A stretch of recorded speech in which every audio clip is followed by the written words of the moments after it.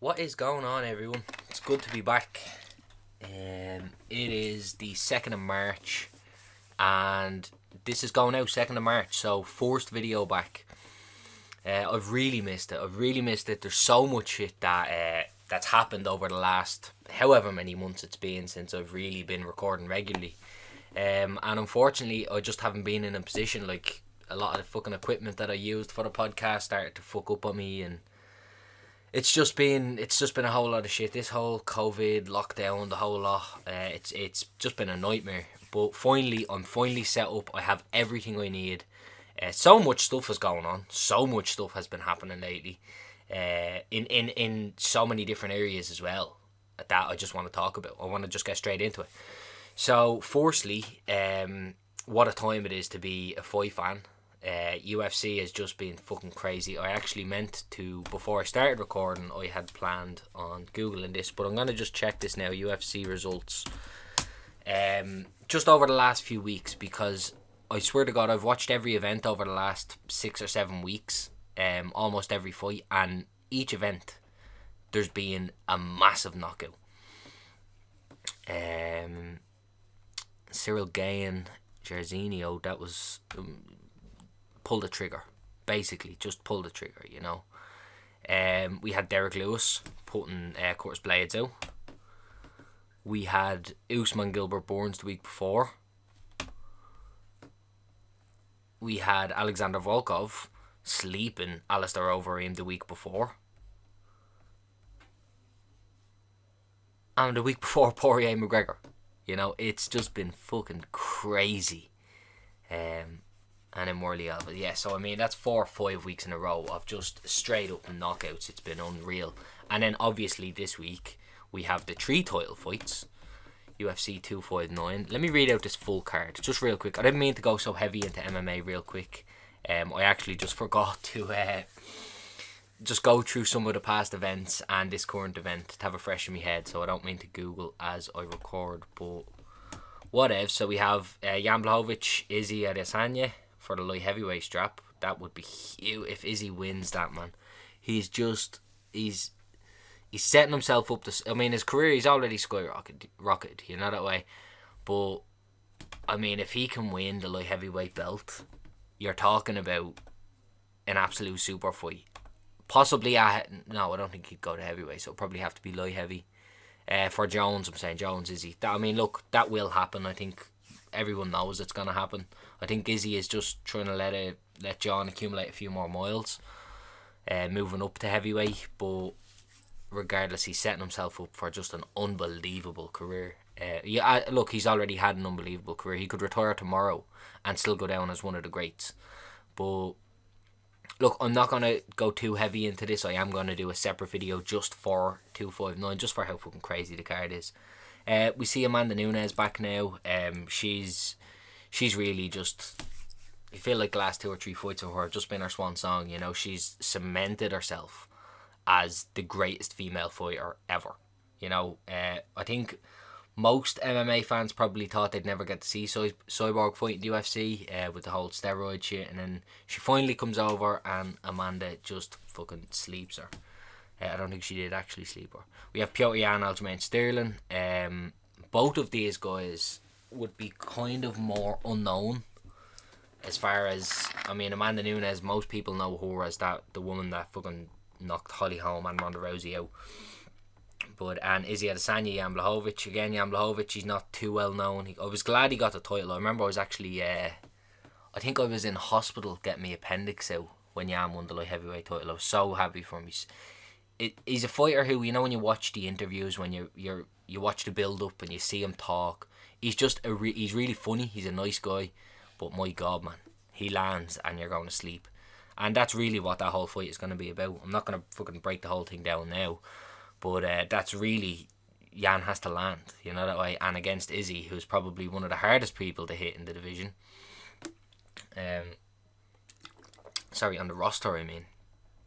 You know, you see the have you seen the photo of Izzy? I'm actually going to share it on the LD Podcast Instagram page because it's fucking crazy. It shows Izzy after his last 3 fights, and there's literally not a single scratch on him. And who was his last 3 fights?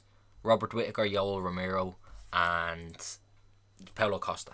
You know that way. All three of them can sleep you in one, and not a scratch on them. So look, obviously, great defense, and be fun to see if Jan can land. You know, I'm gonna just get straight off the topic now, because I'm starting to go into a bit of a deep dive, and I didn't want that to be. I didn't want to start with MMA in the first place, you know. But listen, whatever. Crazy shit happening in Ballymun lately, man. The last few weeks have just been mad. It just, there's a weird vibe when you're out in it, you know that way. I live obviously in Ballymun, and there was a shooting not long ago. Someone actually died. That was on my road. I fucking saw that. I actually heard the fucking gunshots, man. It was crazy. I had my little cousin staying with me and all. We were playing Call of Duty, and the game ended. And then fucking 6 or 7 shots, whatever it was, and both of us looked at each other and like it wasn't the game. It was fucking crazy, man. So that happened. I mean, what, maybe 3 weeks ago, 4 weeks ago. Last night we had some board in a white Merc going live on Instagram, fucking speeding around the place. Saw a couple of unmarked cars as well going to chase that. Didn't actually see any of that now, just saw all the videos and shit, you know. We also had the fucking protest in Grafton Street. And funny enough, on that day, myself and Louise had been saying, let's get out and go somewhere, you know, that way, even if it was just to the Omni, you know. We had to get a few bits anyway, so we said, fuck it, let's go up the Omni and go to like deals and whatever, you know. And on that day, we were supposed to go into Grafton Street and just, you know, grab something to eat, like to go and just sit in the park, just to kind of see something, just to get out, you know, that way. Like, we'd wear masks and all that, we were going to be COVID safe or whatever. But I think we slept in. It was on the Sunday, yeah, that protest was on the Sunday. So what, today is Tuesday. And we just said, fuck it, you know, it's too late. I think it was about 2:30. We said we'll go up. And then I think we were in the Omni. I don't know where at what point we were at. I think we might have already been there. The Omni is a shopping centre, by the way, in case you didn't know. Kind of more local for me than what City Centre would have been. And while we were in the shopping centre, we're looking at all these videos of fucking murder on Grafton Street, you know. I was like, what the fuck? We were literally supposed to go right in there. It was mad, like. But it's just a weird time now, you know. We seem to be between maybe 2 to 4 weeks out from things starting to slowly reopen. So if people are listening to this that aren't from Ireland, I suppose, because I know a lot of the world is obviously handling COVID differently, but we've more or less been in fairly strict lockdown since last March. I think we had 2 or 3 little stints there where the pubs were open for maybe 4 weeks, 6 weeks, 8 weeks. Honestly, I can't remember how long. I'm just this whole COVID time is just a big fucking blur. I'm trying to really, especially in February just gone. I done the 100 miles challenge. Raised 300 quid. I was quite happy with it, and I ran the 100 miles. It was really good.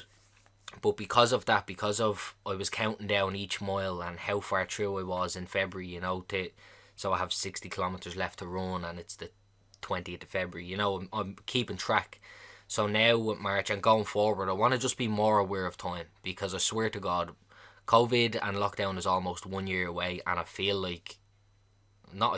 have really done fuck all, you know. Like that with the pubs, we were in and out of, so I'm still in college for my carpentry apprenticeship, or FOSS, whatever you want to call it. So we obviously were kicked out in March, whenever it was, and we'd only started in the January, and then again we were brought back in for little stints here and there, but I still haven't completed that, you know, that way. So you're talking, when did we start? End of January. You're talking like 13 or 14 months doing the same kind of phase of kind of carpentry learning, you know. So there's 3 phases where you go off to FOSS or into a college or whatever, and we're now 14 months on what should have been a 4-month kind of phase of college, and it flew by. I've no idea. I'm 24. It's literally like I'm like a whole chunk of my life I feel like I haven't been able to account for, you know, that way. It's just, what have I done? Sat at home, drank, you know, that's all. That's really it, you know. We saw it, spent time with Louise. That was great, you know, but it just feels like so much time has been just wasted, just gone, you know, that way.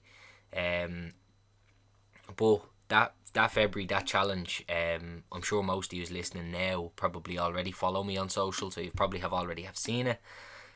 But that was a big boost for me. I started that. This is my third time starting that challenge. One time I dislocated my shoulder halfway through and couldn't finish, and one time I don't know if I got ill or something happened, but I couldn't finish. So this was the third time. And everything I just said there about feeling like time was wasted, I've been feeling that, you know, for a while. And when this challenge came around, I think it was the start of January. Like, I'd been having them same thoughts then, saying it's nearly a year. And I said, right, this 100 miles, I'm fucking doing it. I'm gonna complete it, and that's going to kind of get me on the right track. You know, that way it's gonna get me out of this mindset of, oh shit, I've done nothing for almost a year. The second of March it is today, and what I think COVID kicked in around Paddy's Day. I do always say, so it's about a year, and I finished it. So that got me going, and now I'm just gonna keep going forward. I am gonna talk a little bit about what I want to do in March, training wise, because as I'm sure most people on social, I kind of kept it up to date on where I was at with how much left I had to run, asking for donations, things like that. So I want to kind of keep that energy going into March, you know, and I'm trying to figure out how exactly I'm going to do it. Both with training goals and then just with kind of personal goals to get my life moving in a direction I suppose I'll be more comfortable with. Just double checking we're still recording. Yeah, so 2021 has been good, you know. Finished that challenge. January, again, was still kind of in that stage of it's just lumped in together with the previous 11 months or whatever it was of lockdown. It kind of all just blobbed into one big... I don't fucking know. I'm going to just get off this analogy. Yeah, so going forward, I did like the whole idea of a challenge, a 100-mile challenge. So anyone who doesn't know, real quick, the Matter Foundation, it's the Matter Hospital, the hospital in Dublin. Once or twice a year, they pick a month, and they say, right, you have to run 100 miles. You track it on whatever apps on your phone, and post it on your social media. Create a donation button for people, and obviously you update your followers on how you're getting on, your progress, and they choose to donate. So I would like to do something like that again, like in the same area of like a challenge of keeping track of something. But I don't want to just run, you know, that way. I love running, I love getting out for a run, and it was good to I think it was 14 runs I had gone on in the month of February to do the 100 miles. And I did enjoy that, but I was explaining this to Louise, it's almost like a cloud over your head. It's like you wake up in the morning and you're like, okay, I have to run at least 10k today, you know. And then if you get out and you only run 5 or 6, you go to bed and you're trying to relax, but you're like, I know I have to go big then, you know. And I think it was the day before I had ran the first 21k, which was my first half marathon that I'd ran that month. I think I only ran 5.5, or I'm not sure how it worked out, but I'd like to kind of broaden it a little bit, try and include just some more general exercises, full body exercises. And obviously I still have my shoulder, which is gimpy, so it's just trying to find a balance. But I might look for some sort of little challenges, you know, fucking push up. I don't know. I'm gonna try and figure it out. I guess I really didn't have too much to share about what my plans were for March, but anyway, I just wanted to sit down. Honestly, I just wanted to sit down and record. You know, as I said, throughout all of lockdown, I may have recorded a couple of things here or there, but I still have had that drive, that kind of want to sit down and produce some content and put it out. And if it gets 4 views, fine. I want to get there. And the fact that I couldn't, the computer that I used for the podcast was gone. Had to get a new one. Got a new one. Had to get all my programs set back up. I'm finally good now. So I think I'm gonna just wrap this up here.